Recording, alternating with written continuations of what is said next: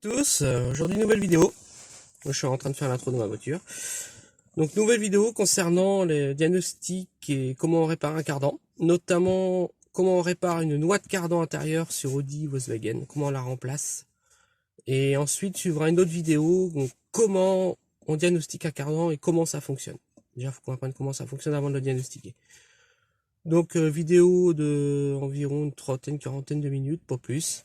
Et n'hésitez pas à vous abonner et laisser vos commentaires. Donc voilà, à de suite. Donc on commence. Alors, comment la changer? Regardez là. Si vous regardez bien, toute la partie là, vous avez de la graisse. C'est normal. Par contre, à l'extérieur, regardez. Je sais pas si on voit bien la caméra. C'est gris. La graisse, elle est devenue toute grise. Et là, c'est pas normal. Il s'est passé quelque chose qui va pas dans la noix. Une bille qui a cassé, ou il s'est passé quelque chose. Là, c'est même rouillé. On voit mal à la caméra, je vais essayer. Ça a même rouillé. Donc c'est pas normal. Donc on va remplacer toute cette partie là. Donc pour ce faire, on prépare bien le terrain, des chiffons, tout, parce que c'est plein, c'est dégueulasse. On commence par essuyer tout bien la partie là. Et ensuite ici même vous avez un crochet. Une espèce de petits clips là, qu'il va falloir faire sauter. Alors ceux-là, ils sont pas vraiment évidents à faire sauter.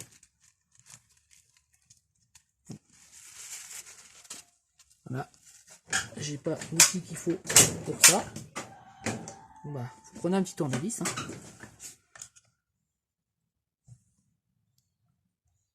Voilà.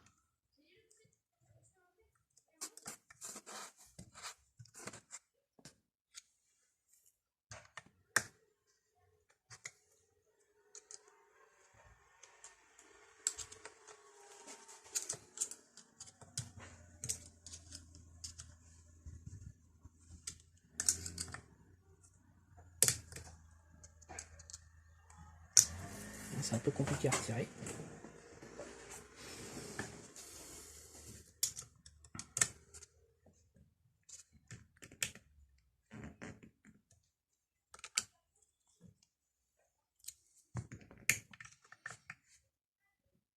On fait appui qu'un autre tournevis quand on n'a pas. On essaie de passer un autre dans la gorge. Voilà. Et regardez, il va sauter.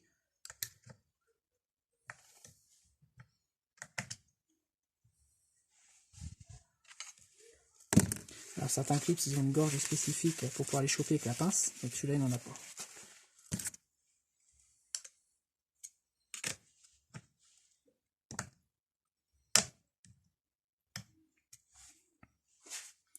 On va essayer de venir forcer de l'autre côté.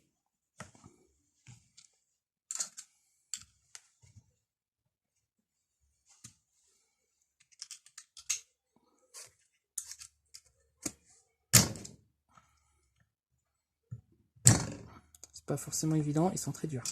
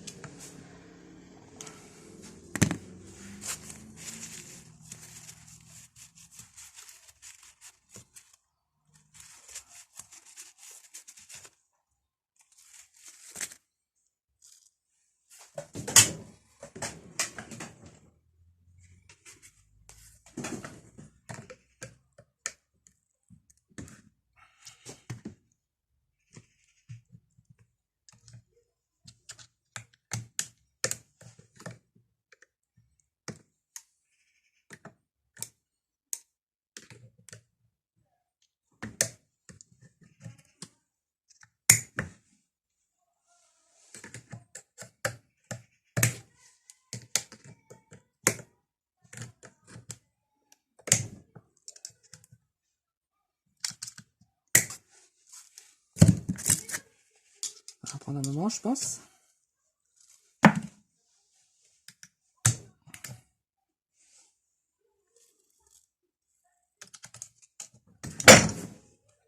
commence bien.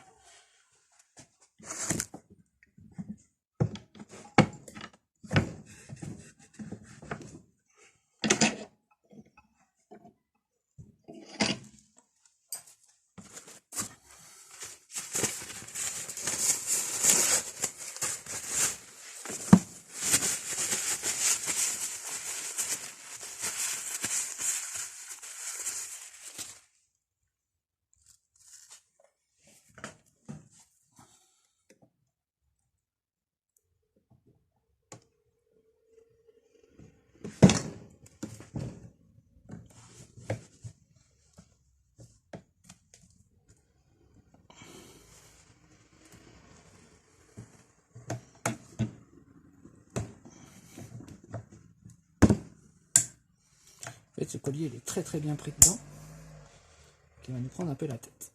Quand j'en ai un de rechange, je vais pas en prendre la tête, on va le casser directement. Je sais pas si on voit bien la caméra. Oui.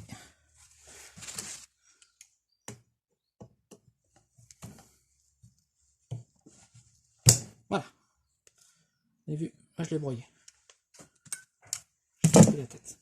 Ensuite, on va venir, je vais tourner un peu, taper là, dans l'angle, au niveau du cerclage, sans trop l'abîmer avec un petit maillet. Il y a un chasse-coupie pour pouvoir le sortir. Juste ce soufflet.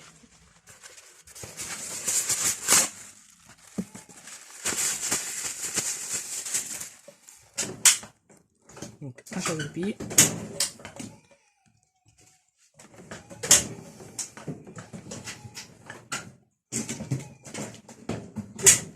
J'ai pas préparé un outillage. Désolé. Voilà.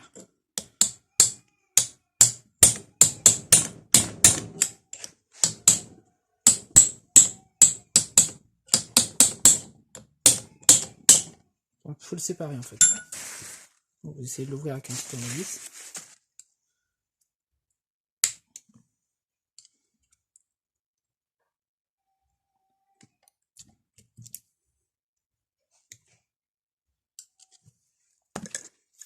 C'est pas forcément évident.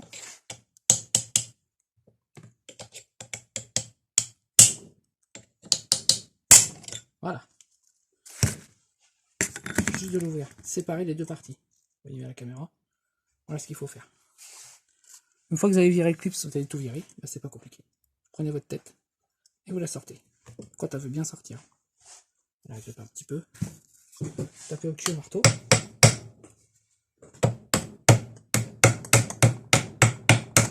Un petit peu gripper dessus. Et elle va sortir. Le soufflet, dans la limite du possible, s'il est bon, conservez-le.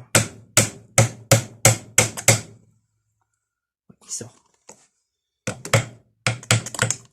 C'est pas évident avec l'éclairage, faut tout tenir. Je vais placer l'éclairage.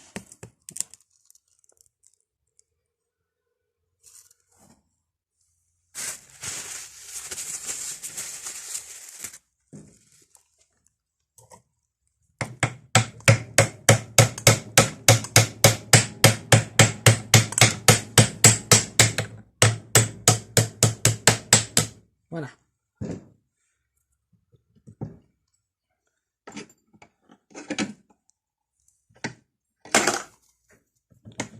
Et la noix est sortie. Voilà la bestiole. Elle a un sens, hein. Regardez. Là, vous voyez un bosselage. Ça, c'est côté extérieur, donc côté boîte. Vous trompez pas. Regardez comment ça a rouillé. Et même comment ça a sémenté. La graisse est devenue grise, donc il y a bien eu un souci. Donc la pièce, on va l'analyser plus tard. Voilà. Ça reste là, on l'analysera plus tard. Même à grippe, regardez. Je suis obligé de forcer comme un dingue. Donc voilà.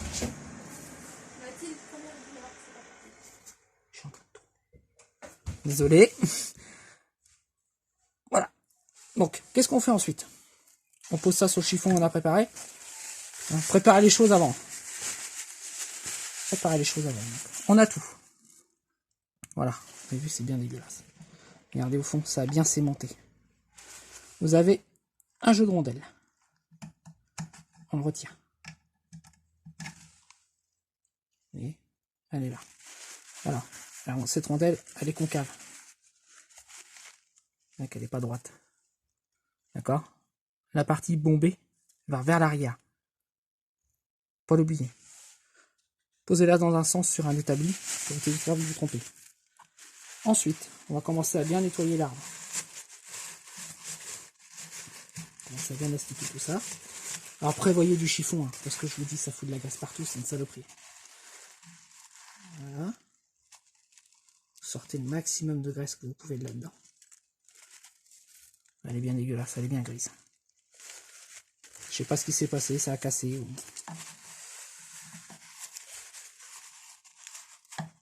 On essuie bien tout ça. Alors pourquoi moi je l'essuie? Parce que le soufflet, je ne veux pas le changer. J'en ai un neuf, mais celui-là il est bon, donc j'estime que je ne le change pas.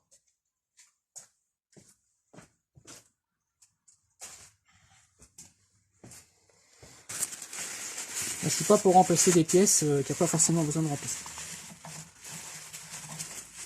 Ma priorité, c'est de réparer. Ce que beaucoup ne savent plus faire. Voilà.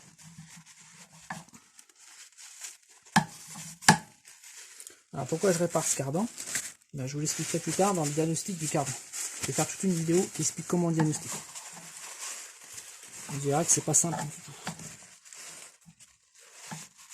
Même pour nous les professionnels, c'est pas forcément simple. Quand même que c'est une partie la plus chiante à faire. Vous voyez, vous essuyez tout bien à fond. Donc du chiffon, il faut en prévoir. Hein. Faut avoir une bonne bobine. Vous n'allez sûrement pas tout utiliser, mais au moins vous avez du stock. Et du nettoyant frein.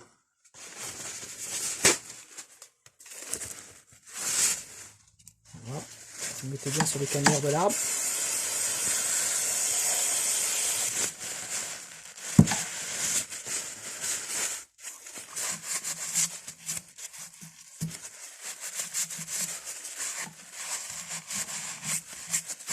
On regarde bien si les cannelures sont pas abîmées en même temps.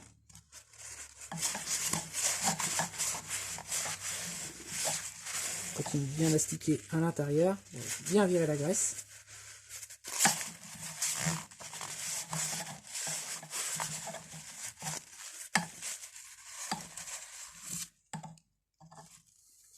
Ça peut être long le nettoyage.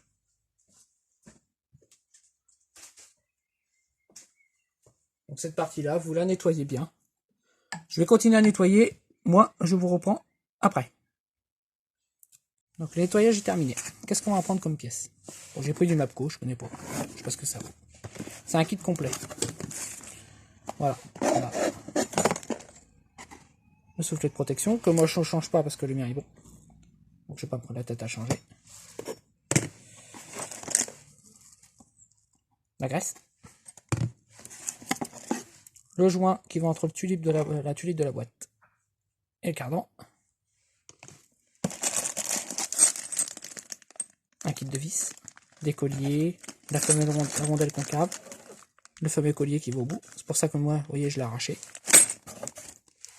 Et la pièce maîtresse, qui nous intéresse de plus.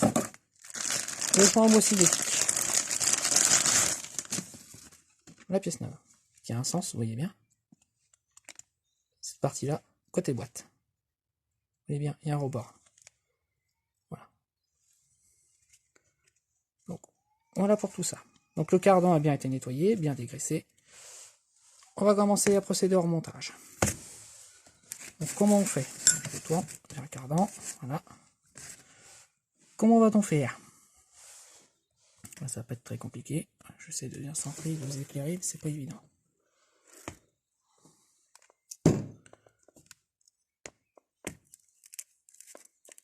Voilà.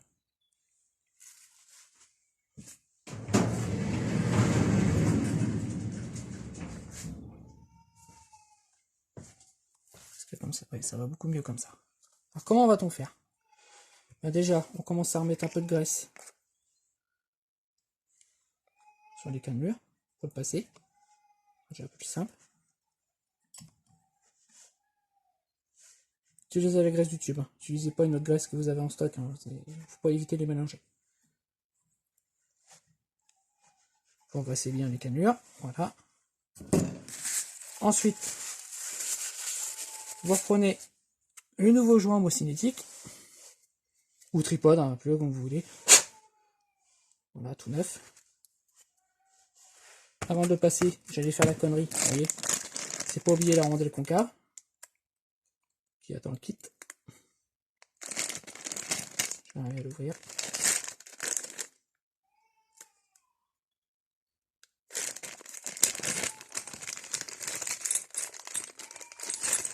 Vous entendez les bruits des bizarres derrière, c'est rien, c'est ma fille qui chouine.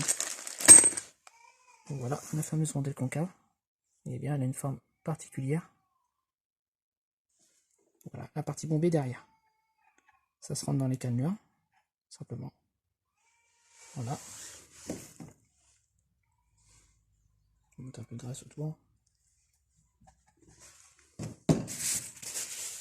Vous prenez le nouveau joint homocinétique. Ceci. Vous essayez de rentrer un peu de graisse dedans. Là où il y a les billes. Ça aidera à la lubrification dès que ça va commencer à tourner. Essayez de rentrer un peu la graisse dedans.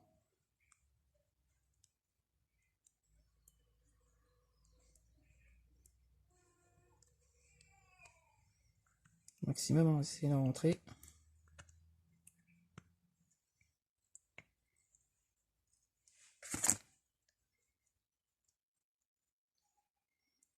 Et ça évite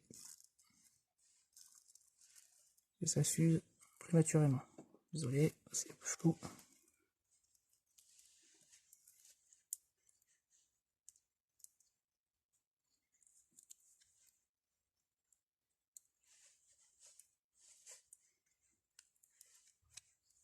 Voilà.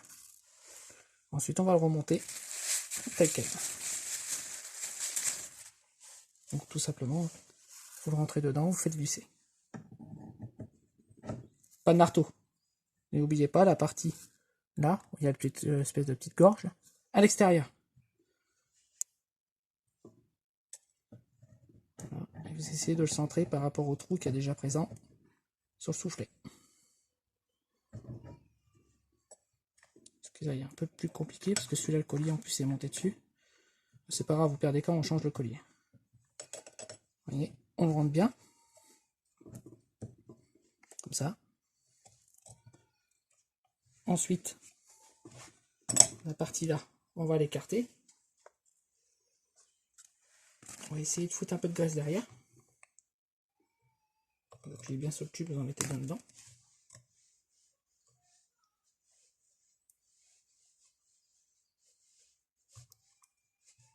Que ça soit bien graissé.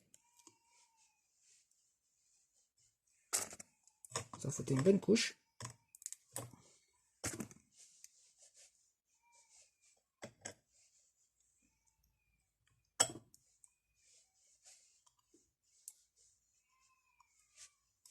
Ça va être une bonne grosse couche.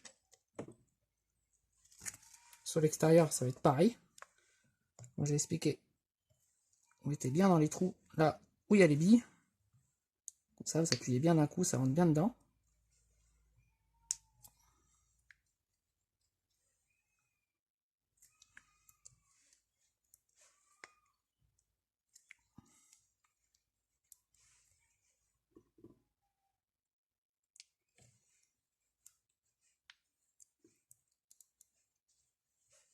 Là, c'est important parce que sinon, si vous ne graissez pas bien, quand vous allez remonter, vous allez rouler, vous allez tout de suite abîmer le joint.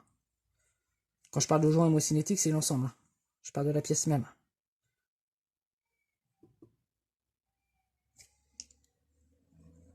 Il faut vraiment que ce soit bien lubrifié, que ça rentre bien dedans.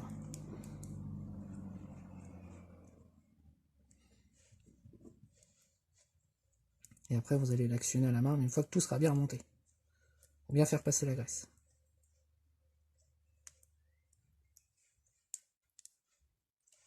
Voilà. Et le reste de graisse, bah, vous foutez ça dedans.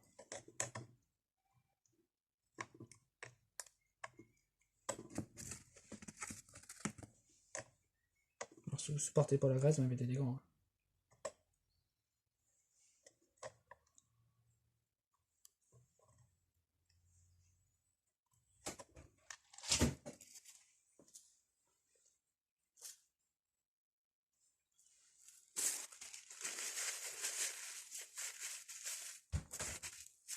Voilà pour cette étape. Là, c'est fait. Ensuite, qu'est-ce qu'on va faire? On va ressortir le fameux petit arrêt, le petit clip d'arrêt, donc celui-là. Vous poussez bien votre joint homocinétique au fond. Voilà, là on a la gorge, mais là on ne le voit pas avec la graisse parce que c'est normal. On a bien la gorge du joint ici. Donc, on le pousse bien. Donc si par contre, si vous tapez dessus, vous tapez pas dessus directement au marteau. Ça me paraît logique, mais bon, pour certains, ils n'ont pas fait beaucoup de mécanique. Même certains qui en ont fait, ils font quand même la connerie.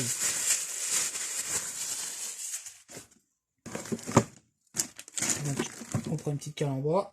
Moi, je sais pas où j'ai mis la mienne. Là. Comme ça. On vient là sur l'extérieur. On tapote. On vient le reculer. Voilà. On prend une pince spécifique. Bon, elle n'est pas obligatoire, mais au moment où je vous la recommande. Petite pince à clips.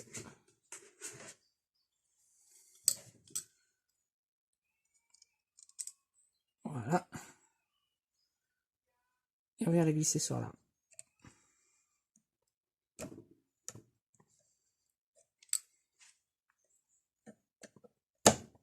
Vous avez vu, c'est rentré. Et voilà.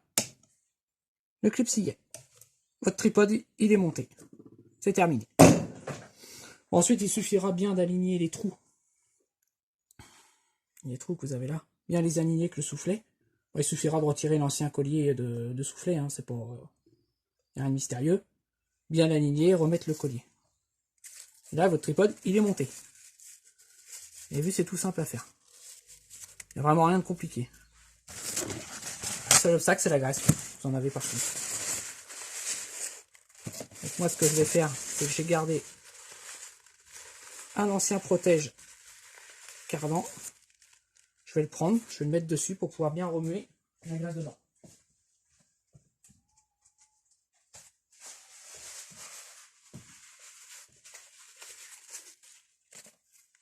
Voilà, comme ça. Il ne faut pas partout. Et on commence à remuer un peu la pièce pour mélanger bien la graisse.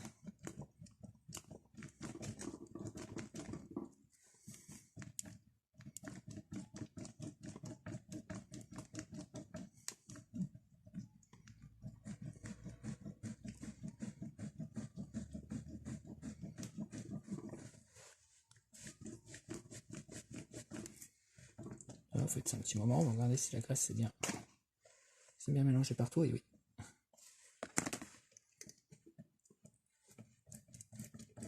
Il faut juste le remuer comme ça, vous voyez. N'amusez pas à le sortir et que les billes se barrent. Alors une personne qui se reconnaîtra, galette saucisse, tu regardes cette vidéo, ne recommence pas la même connerie que le dernier coup, sur le Vito. À me faire tomber les billes. Hein, cochon. Donc voilà, vous mélangez tout bien. Il faut bien que la graisse passe surtout. Prenez votre temps, hein, ça ne courez pas. Voilà. Il reste un peu dans le tube. Qu'est-ce qu'on va faire? Et ben on va remettre. On va essayer de bourrer ça au maximum de graisse.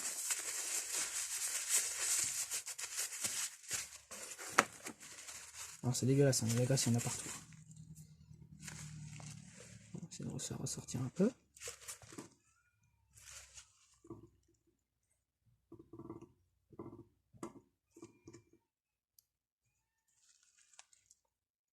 Donc vous mettez le tube. Le tube est prévu pour un cardan. Donc n'hésitez pas à le mettre complet.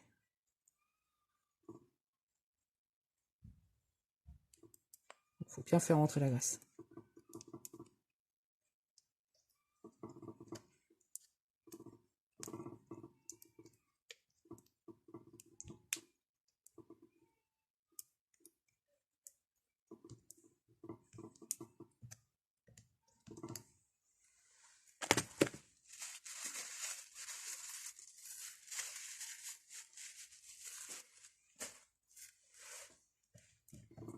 continuez, vous remettez un peu de gauche à droite, en haut, en bas. Pour ressortir un petit peu comme ça, sans trop forcer, il faut pas que les billes se barrent. Oui.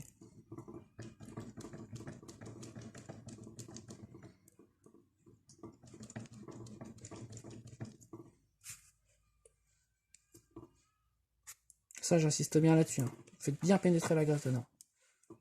Là, quand il le livre, le machin est tout sec. C'est clair que si c'est mal lubrifié, ça va s'abîmer directement les premiers tours de roue.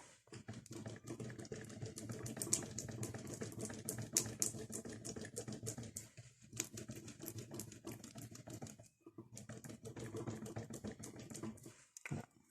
Je pense qu'on est pas mal. Pas mal du tout. Et voilà pour ça. Ensuite, il suffira juste de faire sauter le collier derrière pour bien réaligner les trous. Il y a des trous sur le soufflet. Là, vous voyez. Bien les réaligner par rapport au trou du tripode qu'il y a là. Bon, ça, vous faites ça, vous mettez un tournevis, tournez votre soufflet, vous remettez le collier et ça y est. Il n'y a vraiment rien de compliqué là-dessus. C'est tout simple.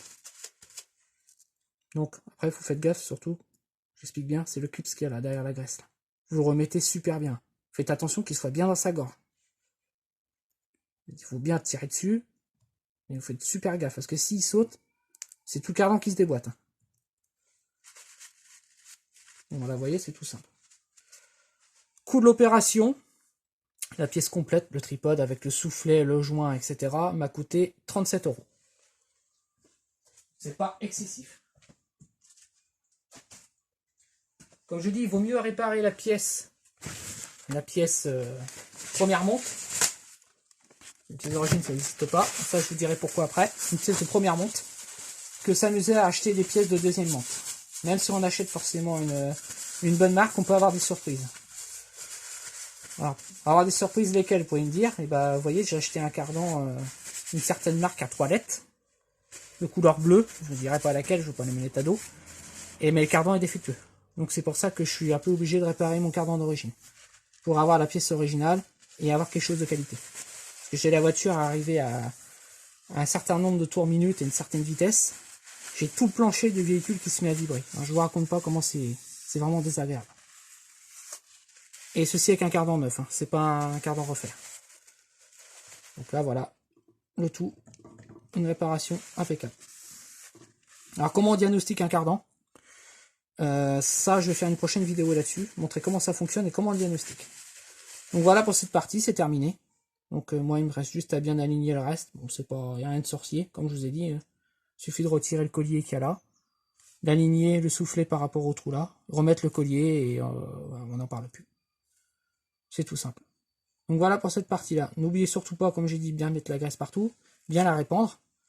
Hein. Remettre le cache là, pour éviter de vous pourrir partout. Et la réparation, et ben, elle est terminée. Et lors du remontage, surtout, quand vous le remontez à la boîte, vous n'oubliez pas ce joint qui est aligné comme ceci. Ça évite que la graisse ne se mette à dégueuler entre le cardan et la tulipe et ils en foutent partout sur la voiture. Voilà, ne pas oublier ce joint-là. Beaucoup l'oublient, il ne faut pas l'oublier. Et avec ça, en plus, vous voyez, j'ai un kit de vis tout neuf pour le raccorder à la boîte. Donc c'est vraiment un kit complet. Donc voilà pour cette opération. Donc prochaine vidéo, bah, ça va être comment diagnostic. Suivi d'une troisième vidéo sur le changement d'un support moteur côté boîte. Donc voilà pour cette vidéo. Allez, à la prochaine.